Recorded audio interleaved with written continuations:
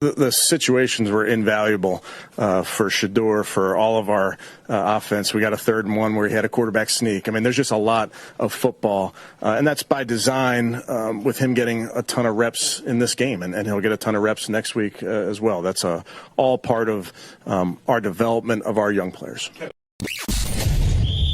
You're tuning into Black and White Sports on YouTube. The no-holds-barred truth on sports. The main event starts. All right, Black and White Sports supporters, let's talk about Shedeur Sanders. And more specifically, Kevin Stefanski. Now, you guys know I actually kind of like Stefanski. I mean, 2 playoff appearances with the Browns. Just say that out loud. All right? 2 playoff appearances with the Browns. Supposed to be a bit of a quarterback guru. That's how he's known. It's no secret if he got fired today, he'd get hired somewhere as an offensive coordinator real fast. Not in this hiring cycle, but certainly next year, immediately, as soon as we got done with this season. It's too late now, but somebody to hire him real fast.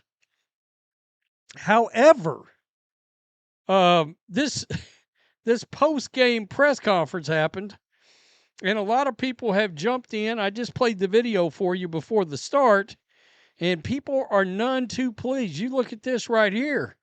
Browns fans, 1 head coach fired for post-game comment about Shedeur Sanders. Now, we all know, I did a video on this, couple of videos on it. Shedeur Sanders went out there and played real well. He looked real good.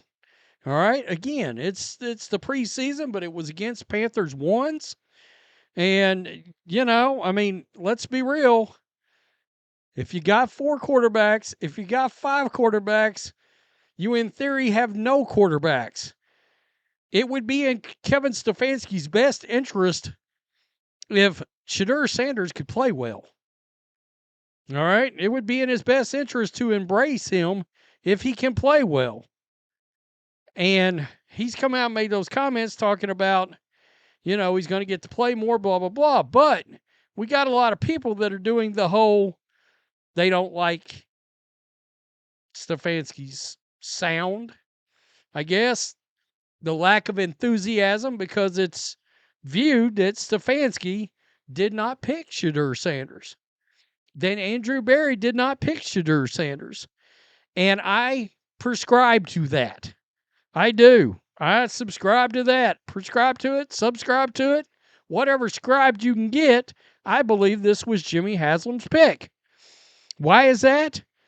Well, you'll never sell me that they took Dillon Gabriel 2 rounds earlier and then just decided to take Shedeur as well. I don't think so. All right? Especially not somebody like Barry, who's supposed to be so analytically driven, yada, yada, yada. None of this matters if the kid can play.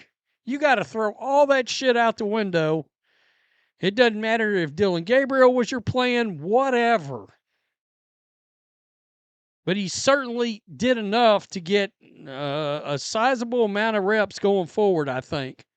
Body language is easy to read. Someone's not excited about Shedeur's performance. He's the best hope at quarterback on this roster for the long term. I don't think Shedeur will remember his head coach treated him like he wasn't much. Don't worry, when Dion takes over for Kevin, Kevin can think on it. I got to be honest with you, and this probably drive Browns fans nuts. Actually, Kevin Stefanski would probably get a head coaching job, believe it or not. That's just how he's looked at around the league. I could lie to you guys, but that's a fact. All right. Shedeur was supposed to go out there and struggle, and the coach is disappointed that it didn't happen. Did it mess up the plans? Yeah, I'm just here for the comments. Yeah, you know they're going to be interesting. There is a special situation, quote, a place for players like Shedeur early in the season. I don't know what that means. Maybe he's just tired of every question being Sanders or Judkins. Haslam was the one that didn't want him. Barry and Kevin still pulled the trigger and grabbed him. I don't believe that for a second. I cannot imagine that somebody actually believes this wasn't Jimmy Haslam's pick. I will tell you, I don't believe for a second Stefanski or Barry wanted Shedeur Sanders. I don't believe that. Stefanski should be fired ASAP. 40-44 record is having ass. Okay, not having ass. Coach sounded impressed like Shedeur needs his approval anyway. He's phony as hell. Get a life, Stefanski. If you can't get excited about a young QB like Shedeur Sanders, maybe you're not cut out to be a coach. Your body language is certainly questionable. Got a lot of body language experts out here, I see. He's talking about practice, won't play much in next week's game. He's still QB4.